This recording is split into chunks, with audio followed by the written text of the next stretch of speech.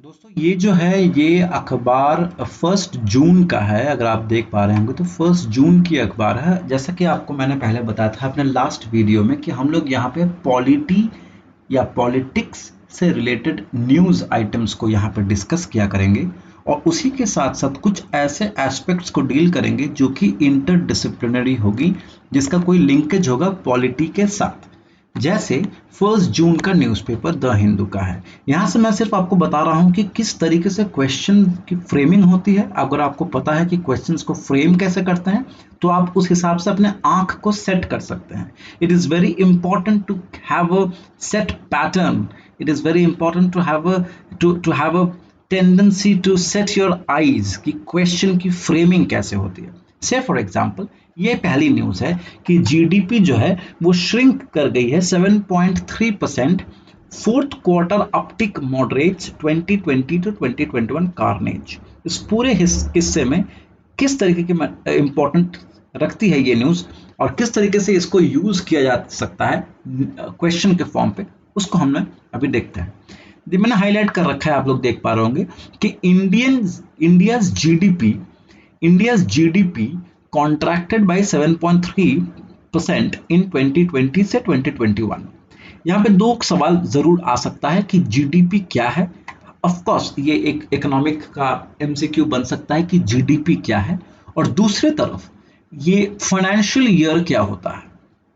दूसरी चीज, marginally better than 8% contraction in the economy projected earlier. पिछले साल से इस साल का थोड़ा सा बेटर है क्योंकि पिछले साल 8% का कॉन्ट्रैक्शन था, लेकिन इस बार 7.3% का कॉन्ट्रैक्शन है। बहुत अच्छी बात है। जीवीए ग्रॉस वैल्यू एडेड, ये क्या चीज है? देखिए ये आपका डेफिनेशन जानना जरूरी है। मैं अगर मुझे एक सेंटेंस में डिफाइन करना पड़े तो मैं कह सकता हूं कि जीवीए जो होता है ना, वो प्रोडक्शन के बेसिस पे होता है। प्रोड्यूसर्स पॉइंट ऑफ व्यू से जब हम जीडीपी को कैलकुलेट करते हैं तो प्रोड्यूसर्स पॉइंट ऑफ व्यू से जीवीए की कैलकुलेशन की जाती है। तो उसमें ये कहा जा रहा है कि GVA in the economy shrank 6.2% in 2020-21 compared to 4.1% rise in the previous year। देखिए जीवीए में बड़ी नुकसान हुआ है। इसका मतलब कि प्रोडक्शंस जो हैं वो कम हुआ है। अब प्रोडक्शन कम होने की बहुत सारी वजह हो सकती हैं।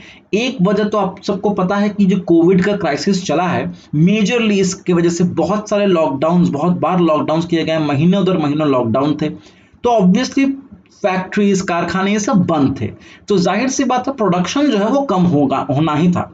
पिछले साल से इस साल, जब पिछले साल 4.1% राइज हुआ था, इस साल 6.2% गिरा है जीबीए। ये बात आपको समझनी पड़ेगी। अब यहां से रिलेट कैसे कर सकते हैं? देखिए पॉलिटिक्स में पॉलिसी मेकिंग होती है। अब पॉलिसी मेकिंग में लॉकडाउन जो है ये एक पॉलिसी टूल है। लॉकडाउन को पॉलिसी की तरह इस्तेमाल किया गया है, एक पॉलिसी टूल की तरह इस्तेमाल किया गया है, जिसके वजह से आपको ये श्रैंक जो हुआ है जीबीए में, ये आपको देखने को मिल रहा है।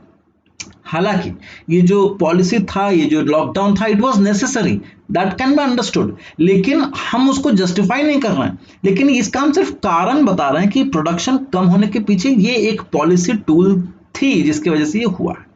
लेकिन जीबीए जो ग्रोथ है वो एग्रीकल्चर, फॉरेस्ट्री, फिशिंग में बढ़ा है 3.6%।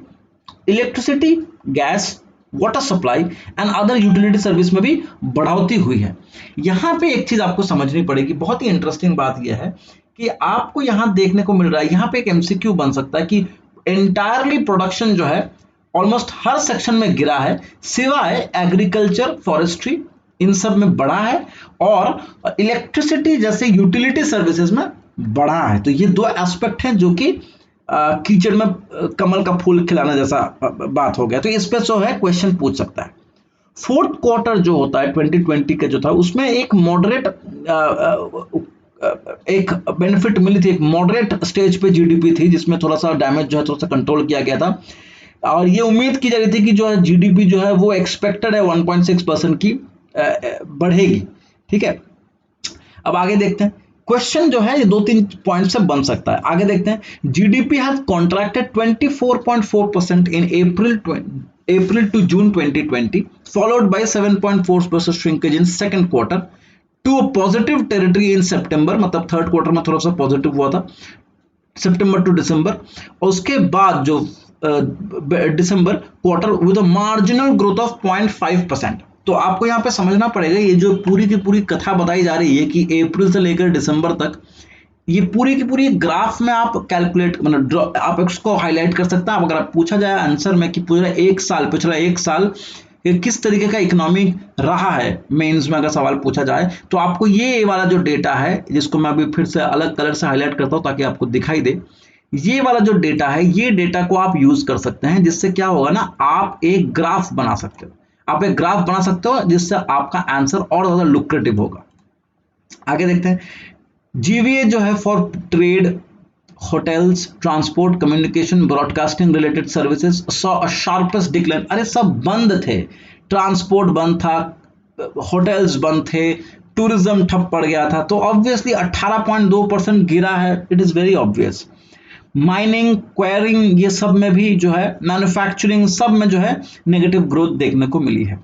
ठीक है, ये आप अब लॉकडाउन के साथ सिचुएशंस को रिलेट करो, आपको समझ में आता रहेगा कि इस तरह का चीज बन सकता है। आगे देखिए, a combination of second wave and the revised base effect may imply a lower GDP growth for the Indian economy in 2020 से 21 से 22। इसका मतलब यह है कि हम लोगों ने बेस ईयर को चेंज किया। बेस ईयर का एक इकोनॉमिक, फिर से एक इकोनॉमिक कॉन्सेप्ट है जिसपे क्वेश्चन पूछा जा सकता है, what is a base year. जब भी हम कोई कैलकुलेट करते हैं, करंट में करते हैं या तो कंपेयर करके करते हैं। अगर हम करंट में करते हैं तो इसमें इन्फ्लेशन जो है ठीक तरीके से कैलकुलेट नहीं किया जा सकता। लेकिन हम लोग बेस ईयर के साथ प्रेजेंट डे को कंपेयर करके करते हैं तो वो इन्फ्लेशन एडजस्टेड होता है। उसमें क्या होगा ना कि आपको एग्जैक्टली पता होगा कि आप कितने प्रॉफिट में, कितने लॉस में, पूरी की पूरी कंट्री की जीडीपी। तो उसमें लिए हमको एक बेस ईयर बनाना पड़ता है। इसीलिए यहाँ पे कहा जा रहा है कि जो बेस ईयर है उसमें बेस ईयर बदलता रहता है, बेस ईयर चेंज होता है as per the development and overall growth of the economy. तो बेस ईयर का बदलना प्लस ये जो सेकेंड वेव ऑफ कोविड था, इन दोनों के मिक्सचर से जो 2021 और 22 की जो इकोनॉमी की जो फाइनेंशियल ईयर होगी, उसमें आपको जो है थोड़ा बहुत जो है उसके जीडीपी में उसकी कटौती, जो उसकी कमी है, जो उसकी नेगेटिव ग्रोथ है, वो आपको देखने को मिलेगी। ठीक है, हमारे जो अभी के जो चीफ इकोनॉमिक एडवाइजर हैं to the finance ministry, K V. Subramanian ji, उन्होंने कहा है कि he doesn't expect GDP forecast to be significantly affected. Some of the scientists are talking about the possibility of a third wave too. अभी हम लोग पढ़ेंगे कि थर्ड और फोर्थ वेव कोविड का जो है वो सितंबर से दिसंबर के बीच में आने वाला है। तो ऑब्वियस सी बात है कि उस पे उसकी इफेक्ट और ज्यादा दिखेगी इकोनॉमी में। तो ये एक आर्टिकल था जिसको हम लोगों ने इस तरह से पढ़ा, और इससे जीएस पेपर 3 के बहुत सारे क्वेश्चंस बन सकते हैं, जीएस पेपर 2 के क्वेश्चंस बन सकते हैं with respect to the policy matter. चलिए अब आगे बढ़ते हैं, एक और चीज आपको दिखाते हैं। यहां पे आप देखिए, ये वाला जो न्यूज है, Supreme Court backs for one price for vaccine across nation. हमारा देश जो है हमेशा ये कहता आया है कि one nation one ration card, one nation one citizenship. ये जो अखंडता वाली जो फीलिंग है, अखंडता को जो इन्फ्यूज किया गया है ना हमारे आज के नेशनलिज्म में, वहां पे कहीं ना कहीं जो है ये वैक्सीनेशन के ऊपर जो प्राइस भी एक होनी चाहिए थी अक्रॉस नेशन, इसके बारे में हम लोगों ने, हमारी सरकार जो है थोड़ी सी व्यर्थ रही है। हमारी सरकार जो है हमारे प्रधानमंत्री जी जो हैं वो इस बारे में काफी चुप हैं। यहाँ पे वन नेशन वन प्राइस ये होना चाहिए था, जो कि अब नहीं दिखाई दे रहा है। इसीलिए सुप्रीम कोर्ट खुद कहते हैं कि आप, सेंट्रल गवर्नमेंट को कहा जा रहा है कि आप एक प्राइस एंटायर अक्रॉस नेशन में एक प्राइस रखें वैक्सीन का। इशू क्योंकि ये है क्योंकि बहुत स्टेट्स में ऐसा है कि आपको ज्यादा पैसे देने पड़ रहे हैं, और कई ऐसे स्टेट्स हैं जिनके पास ज्यादा जीडीपी है, तो वो अलग से जो है ग्लोबल टेंडर्स निकाल रहे हैं। तो इस चीज को हमें समझना पड़ेगा कि अगर जो कमजोर स्टेट्स हैं फिर उनका क्या होगा, वो भी तो इसी देश के नागरिक हैं आफ्टर ऑल। तो one price for vaccine across Nations ये क्यों नहीं कर पा रहे हैं आप, जब आपकी सरकार इतनी अखंडता की बात करती है। तो यहां पे न्यूज को मैं हाईलाइट करके रखा हूं, आप इसको पढ़िए, इसकी इंपॉर्टेंस को समझिए जरा। क्वेश्चन कहां से बन सकता है? क्वेश्चन बन सकता है कि ये वन प्राइस फॉर वैक्सीन ऐसे में आप यूज कर सकते हैं। वन प्राइस फॉर वैक्सीन ये एक पॉलिसी क्वेश्चन हो सकता है कि कहां कहां सरकार फेल करी है, सरकार को ये करना चाहिए था। सेंट्रल गवर्नमेंट की बात कर रहा हूं मैं। इंटर स्टेट और सेंटर स्टेट में से ये वाला जो इशू है वो सेंटर स्टेट रिलेशन को हैम्पर कर रहा है। कैसे कर रहा है अभी हम लोग देखेंगे। द गवर्नमेंट ऑन मंडे, ये गवर्नमेंट मतलब सेंट्रल गवर्नमेंट की बात हो रही है। The government on Monday claim that it will inoculate, मतलब वैक्सीन जो है वो वैक्सीनेट करेगी लोगों को, inoculate the entire eligible population bye 2021 and, only to the barged with questions from the Supreme Court about the efficacy of its policy। कितनी efficient है इनकी ये पॉलिसी, जो कि जिसके अनुसार इनको लगता है कि 2021 के दिसंबर तक ही सब लोगों को जो है वैक्सीनेट कर पाएगी। देखते हैं, the centre to procure just 50% of the vaccines while leaving the rest 50% to the states to buy their own। अब ये आप क्यों कर रहे हो? सेंट्रल गवर्नमेंट के पास जो बार्गेनिंग पावर होती है वो कंपैरेटिवली ज्यादा होती है compare to the state governments. तो अगर आप एंटायरली 100% खरीदते हो तो हम लोग की जनता को जो है वो कम पैसे में मिल सकती है, क्योंकि आप बार्गेन अच्छा कर पाओगे, क्योंकि आपकी जो कंडीशन है, सेंट्रल गवर्नमेंट की कंडीशन जो है वो बार्गेनिंग में स्टेट गवर्नमेंट से बेटर है। तो आप सेंट्रल गवर्नमेंट क्यों 50% केवल प्रोक्योर कर रहे हो और बाकी 50% स्टेट्स के हाथ पे छोड़ रहे हो? ठीक है। दूसरी बात देखिए, ऑन द वैक्सीनेशन, ये उनके जो सॉलिसिटर जनरल वो कहते हैं, on the vaccination as per our estimate from the domestic market and Sputnik 5 we expect the entire eligible population to get vaccinated by the end of this year। लेकिन कैसे, इसका कोई जवाब नहीं है। आगे देखिए, the court highlighted, मैं यहां पे हूं सेकंड पैराग्राफ, इस second column, the court highlighted that the difference in vaccine prices between the center and states, जहां पे सेंट्रल जो है वो 150 पर डोज ले रही है, वहां पे जो स्टेट्स खरीदने जाती है उसकी प्राइस तकरीबन 300 से 600 रुपए का हो जा रहा है। आप मुझे एक बात बताइए, एंटायर नेशन जो है जिसको पूरी तरह से डिपेंडेंट होती है सरकार के ऊपर, वहां पे ये 150 रुपए का एक डोज मिल रहा है और कहीं पे 350 से लेकर के 600 रुपए तक जा रहा है। कहां तक ये जस्टिफाइड है? What is the rational for this dual pricing policy? This is the question that Supreme Court is asking the central government. Why? This is a policy question. Why has the center fixed its vaccine purchase at the 50% and left the remaining to the states to their own devices? क्यों ऐसे states के ऊपर हम लोग लांग देते हैं? उसके बाद हम कहते हैं कि 21 तक पूरे देश में ऐसा वैक्सीनेट हो जाएगा। किस गारंटी, किस एस्टिमेशन के बेसिस पे आप कहते हैं कि दिसंबर तक सारा हो जाएगा, जब आपको पता ही नहीं है कि सारे के सारे स्टेट्स अफोर्ड कर पाएंगे या नहीं कर पाएंगे, या उनके जो सिटीजन है वो अफोर्ड कर पाएंगे या नहीं कर पाएंगे। तो ये एक पॉलिसी इशू है जिसके ऊपर क्वेश्चन की जा रही है।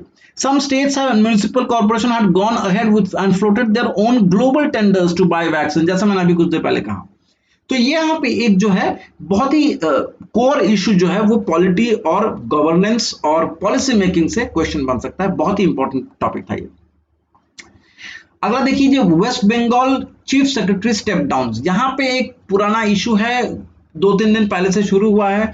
इसके बारे में हम डिटेल डिस्कशन करेंगे कि स्टेट गवर्नमेंट के जो चीफ सेक्रेटरी होते हैं उनके साथ किस तरीके का ट्रीटमेंट किया जा रहा है और किस तरीके से उनको खींचातानी की जा रही है between the centre and the state, specially after the defeat of the central government in West Bengal.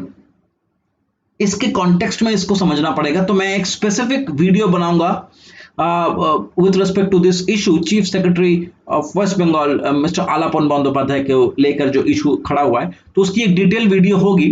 तो यहाँ पे सिर्फ आप इतना समझिए कि the government of West Bengal cannot release and is not releasing its chief secretary. इस इशू में ये अगर थोड़ा सा नटशल में बताया जाए तो मैं ये कहूंगा कि सेंट्रल गवर्नमेंट और स्टेट गवर्नमेंट के बीच में टसल सा चल रहा है with respect to this particular chief secretary.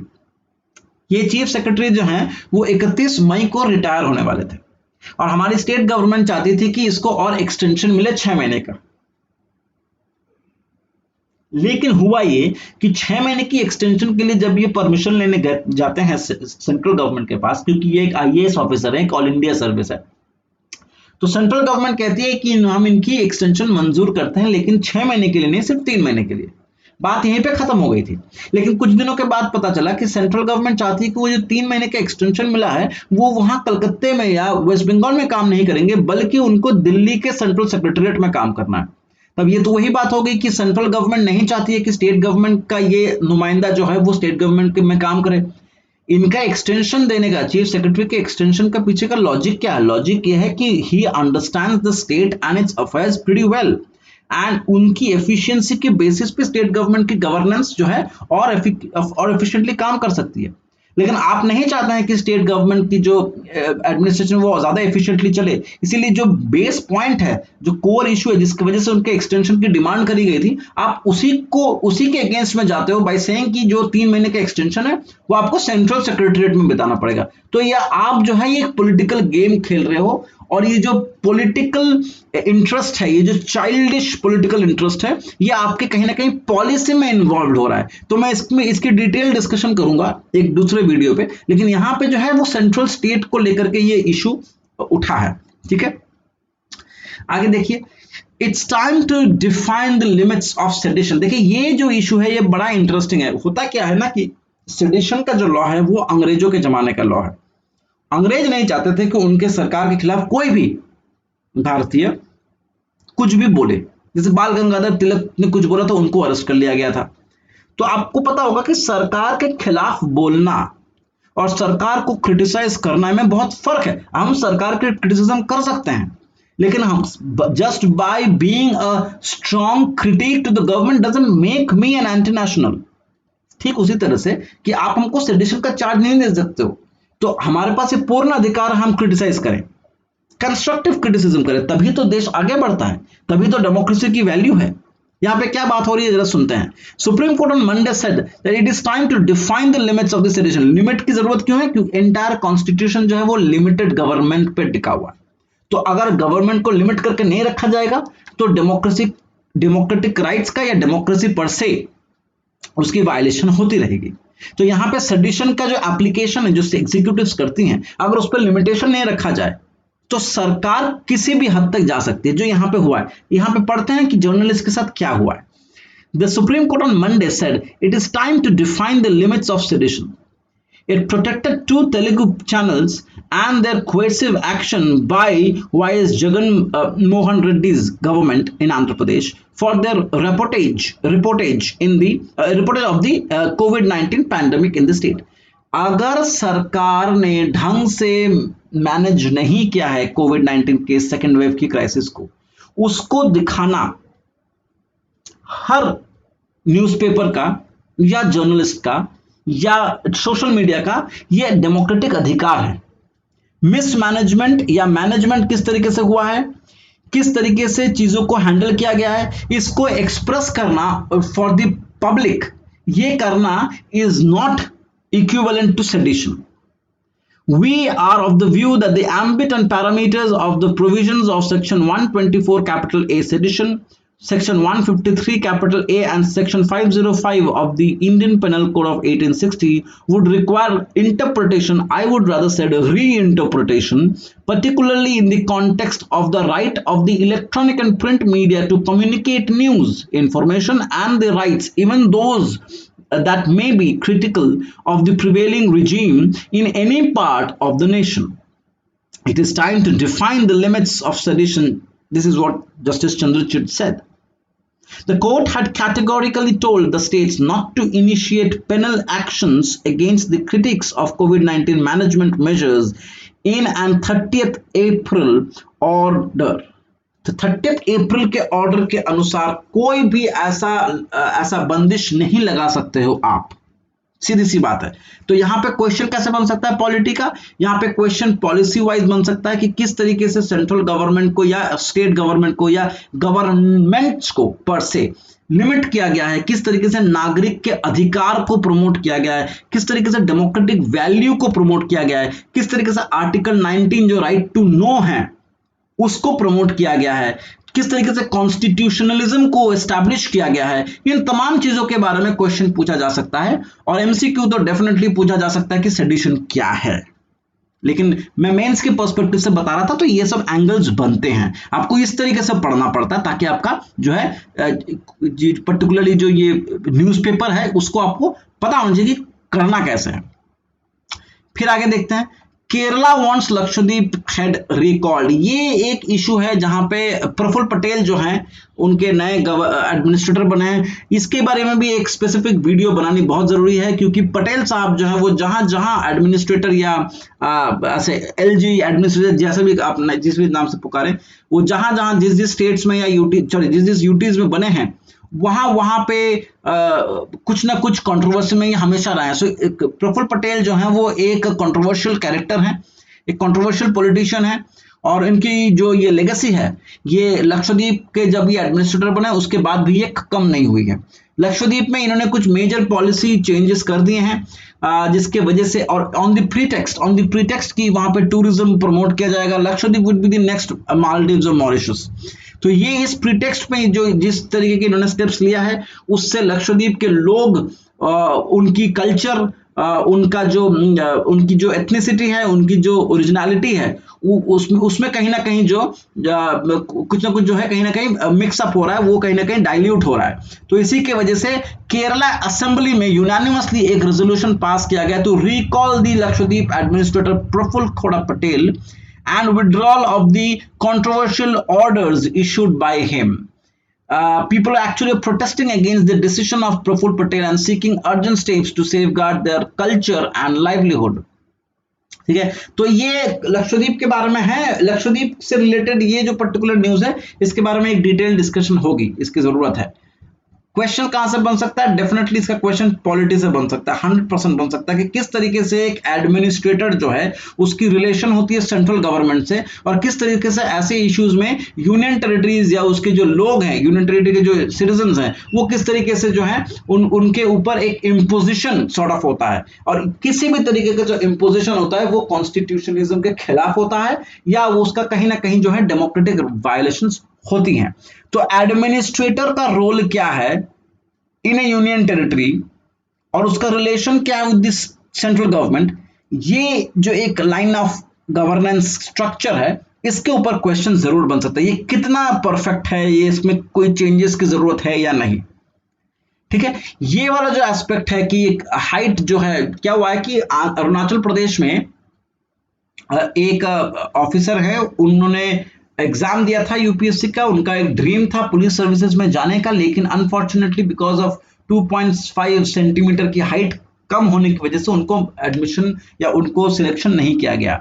अब सवाल ये है कि ये मामला कैट में है। अब इशू ये हो रहा है कि क्या ये पुरानी जो परंपरा है, जैसे service conditions was framed in 1951 apparently, और उसके बाद से अपडेट नहीं हुआ है, तो ये 2.5 इंचेस का जो हाइट का मामला है, क्या ये इतना इंपॉर्टेंट है? क्या हमें इसमें थोड़ा सा अमेंडमेंट करने की जरूरत है? क्योंकि ऐसा होता है ना कि कोई कोई ऐसे प्रदेश होते हैं वहां पे लोग थोड़े से शॉर्ट हाइट के होते ही हैं। अब कोई कोई ऐसे प्रदेश होते हैं जहां पे लंबे हाइट के लोग होते हैं, तो कद का 19-20 का फर्क होना ये कितना एफिशिएंसी पे इंपैक्ट डालता है, ये इश्यू है, इसको समझने की जरूरत है।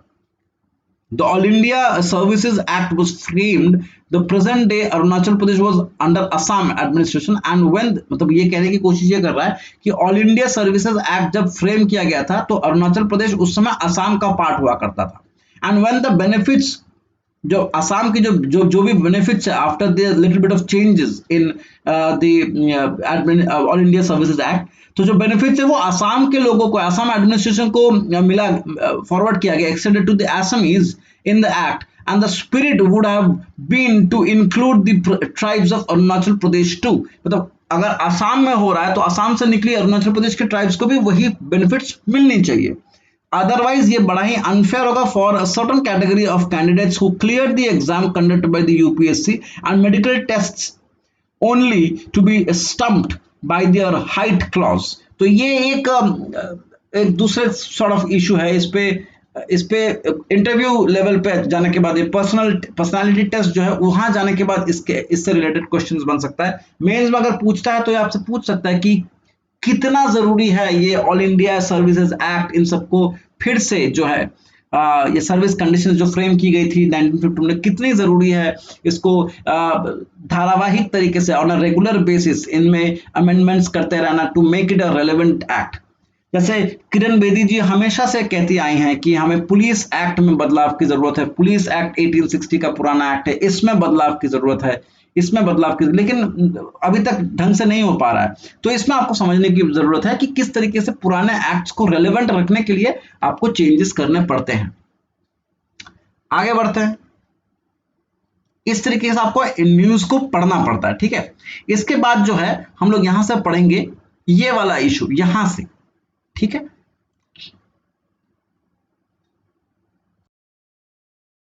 उसके बाद का इश्यूज को यहाँ पे समझते हैं। यहाँ पे 3-4 इंपॉर्टेंट इश्यूज हैं जो मुझे डिस्कस करनी है। पहली बात तो यह है कि vaccine production in the country not enough. Vaccine production in country not enough, high court, Delhi high court का ये ऑर्डर, ये बहुत इंपॉर्टेंट। दूसरी बात क्या, दिल्ली हाई कोर्ट का एक और ऑर्डर आया है against the cricketer turned BJP politician, जो एमपी हैं इनफैक्ट, गौतम गंभीर। ये एक इंपॉर्टेंट इशू है। देखिए ये गौतम गंभीर जी ने क्या किया है वो रेलेवेंट नहीं है, लेकिन इनका जो इशू है उस इशू पे क्वेश्चन बन सकता है, ठीक है। गौतम गंभीर का केस रेलेवेंट नहीं है, लेकिन गौतम गंभीर के केस का जो रैशनल है, जिस बेसिस पे ये केस उठा है, वो इंपॉर्टेंट बन सकता है क्वेश्चंस फ्रेम करने के लिए, या आप इनको एक ऐसे के तौर पे भी एग्जाम्पल में यूज कर सकते हो, ठीक है। इसके अलावा ये प्राइवेट स्कूल के ऊपर एक दिल्ली गवर्नमेंट का एक ऑर्डर आया है जिसको कोर्ट ने जो है क्वाश कर दिया है। ये भी एक रेलेवेंट चीज है कि ये दिल्ली गवर्नमेंट और दिल्ली हाई कोर्ट के बीच का टसल है, ये जानना जरूरी है। उसके बाद देखिए form policy to issue black fungus drug, ये भी रेलेवेंट है। यहाँ पे 2-3 चीजें हैं। यहाँ पे कोर्ट, दिल्ली हाई कोर्ट जो है वो कह रही है सरकार को कि भाई फॉर्म बनाओ, फॉर्म सम पॉलिसीज। मतलब यहां पे फिर से अगर कोई कहता है तो जुडिशियल एक्टिविज्म का एक आपको नजरिया दिखेगा। क्यों एक्टिविज्म करना पड़ रहा है? क्योंकि सरकार कर नहीं रही है कोई काम खुद से, ठीक है। तो ये 4 इश्यूज को हमको यहाँ पे डिस्कस करना है, ठीक है। ये नॉट रेलेवेंट एज मच, क्योंकि एक कोई कपल है जो 60 लाख रुपए का ड्रग्स हीरोइन लेकर फंस गए हैं, इसमें ज्यादा इंपॉर्टेंट नहीं है। यहाँ पे जो इशू है ये एक ऐसे में काम आ सकता है, या एक एग्जाम्पल की तरह आप इसको ले सकते हैं कि किस तरीके से एक इंसान, एक नॉर्मल इंसान कन्वर्ट हो जाता है, उसकी गाड़ी जो है एक मेडिकल वैन में कन्वर्ट हो जाती है। ये आदमी एक आईटी कंपनी में काम करता था, लेकिन फिर इसने जब इसको कोविड का प्रॉब्लम हुआ, ये कोविड, ये बेसिकली कोविड सर्वाइवर, और फिर इसने खुद बहुत लोगों की मदद करने की कोशिश करी है। गाड़ी में बहुत सारा एसेंशियल, जो कोविड से रिलेटेड एसेंशियल चीज़ होती है उसकी सप्लाईज करते हैं, ठीक है। तकरीबन अपने जेब से 2 लाख से ऊपर खर्च कर चुके हैं, 23 लोगों को अब तक ये बचा चुके हैं। तो is a case study for us, is a good case study. In fact यहाँ पे जो क्वेश्चन बन सकता है, मेरा दिमाग सिर्फ क्वेश्चन पर रहता है, यहाँ पे क्वेश्चन क्या बन सकता है, गौर से देखिए। ये एक टर्म आपको दिखाई दे रहा होगा, क्राउड फंडिंग। क्राउड फंडिंग, ये क्राउड फंडिंग क्या चीज होती है? क्राउड फंडिंग क्या चीज होती है? इस पे इकोनॉमिक्स से एक एमसीक्यू बनता है, क्राउड फंडिंग क्या होती है। तो ये एक रेलेवेंट चीज बन जाती है, ठीक है। अदरवाइज ये एक नॉर्मल केस स्टडी ही है, इसमें कुछ खास नहीं है। यहाँ पे few Covaxin slots available, getting second dose अ टास्क, ये एक इशू है। इसमें क्या हो रहा है कि पहली बात तो ये है कि कोई फ्री वैक्सीन नहीं है, कोई फ्री वैक्सीन नहीं है। दूसरी बात किसके लिए नहीं है? 18 से 44 के ग्रुप में जो लोग उनके लिए फ्री नहीं है, ठीक है ना। अब इसमें क्या हो रहा है कि लोग जो है कंफ्यूज्ड हैं। लोग कंफ्यूज इसलिए हैं क्योंकि अगर हम लोग पहला वाला डोज लेते हैं, और क्योंकि सप्लाईज कम है, तो लोगों को ये फिक्र है कि अगर हम पहला वाला ले लेंगे और दूसरा वाला नहीं मिलेगा अपने निर्धारित समय के बीच में, तो उसके रिएक्शंस क्या होंगे। इनफैक्ट ट्विटर पे एक ही चीज ट्रेंड कर रही है, सोशल मीडिया ट्विटर पे। मैं आपको एक बार पढ़ के सुनाता हूं कि सब लोगों का यही क्वेश्चन है। जैसे मैं 2-3 चीजें हाईलाइट कर रखा हूं, मैं सुनाता हूं। Many of them have taken to social media to raise a concern over whether the first dose would be effective enough if the second dose is not administered within the stipulated period. दूसरा, when I asked at the hospital where I took the first shot, they informed me that the vaccines are not available. I was told that several others like me were awaiting their second dose. The hospital said that there was a possibility of vaccines being available after 15 June, but there was no confirmation of the same. Another problem. People are in a dilemma, ले कि ना ले, अगर ले तो उसका reaction क्या होगा अगर हमें सेकंड डोज स्टिपुलेटेड समय में नहीं मिलता है तो पॉजिटिव नेगेटिव रिएक्शंस क्या होंगे नहीं पता लोगों को। उसके बाद देखिए people question the efficacy of the first dose if the second dose was not administered within this specific time. People are tagging Arvind Kejriwal ji. How is one supposed to get the second Covaxin dose considering no slots are opening for now for it? Twitter में सब लोगों ने इसके बारे में लिखा है। According to the center, the first installment will come on 10th of June and only 5.5 lakh vaccine doses for the youth in the next month. So we need 50 more lakh doses for them in Delhi.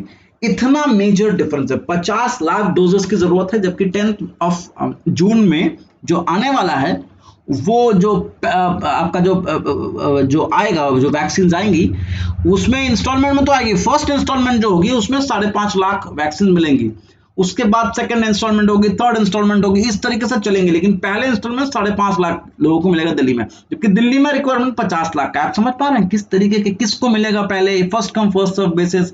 ये कितना खतरनाक होने वाला है ये आपको समझना पड़ेगा। जितना समय जाएगा उतना इसकी एफिकेसी इन दी इनोकुलेट जो आप लोग कह रहे थे, जो शब्द है कि वैक्सीनेट करना, उसमें कितनी प्रॉब्लम्स आ रही हैं। द प्रोसेस ऑफ वैक्सीनेशन को जो है क्वेश्चन किया जा रहा है कि उसकी एफिशिएंसी क्या है, प्रोसेस ऑफ वैक्सीनेशन को। आप समझ पा रहे होंगे कि इसकी इशू कितनी खतरनाक है, और मिस गवर्नेंस या मिस मैनेजमेंट का एकदम अच्छा खासा स्मेल आपको यहां से दिखाई देगा। इनफैक्ट स्पुतनिक जो है ये भी 20 जून को आने वाला है, ऐसा केजरीवाल जी ने कहा है। उसके अलावा स्पुतनिक जो है वो ऑब्वियसली 20 जून के बाद से आएगा। Right now they are importing the vaccines and they allot a section of the imported vaccines to the Delhi government. ये तो ठीक है, इसमें कोई क्वेश्चन नहीं बनता है। इसमें तो थोड़ा सा और आगे बढ़ेंगे तो यहाँ पे ये एक इंपॉर्टेंट न्यूज है। यहाँ पे राजस्थान में क्या हुआ है, राजस्थान में जो है सेकंड वेव को बड़े अच्छे तरीके से हैंडल किया गया है। राजस्थान की एक management and Covid management and care team बनाई गई थी, स्टेट कोर टीम, जिसमें डॉक्टर्स कह रहे हैं कि काफी हद तक जो है अच्छे खासे तरीके से हैंडल किया गया है। उसी में ये कहा जा रहा है कि सेकंड और थर्ड वेव जो है वो सितंबर से दिसंबर के बीच में आएगा। आप यहाँ पे देख पाएंगे second and third and fourth wave in fact continuation में आएगा सेकंड वेव का, और ये मेजरली अफेक्ट करेगा एडोलेसेंट एंड चिल्ड्रन पे। जो लोगों ने नहीं लिया है वैक्सीन बाय द टाइम, वो लोगों का थर्ड और फोर्थ वेव में काफी हालत खराब हो सकती है।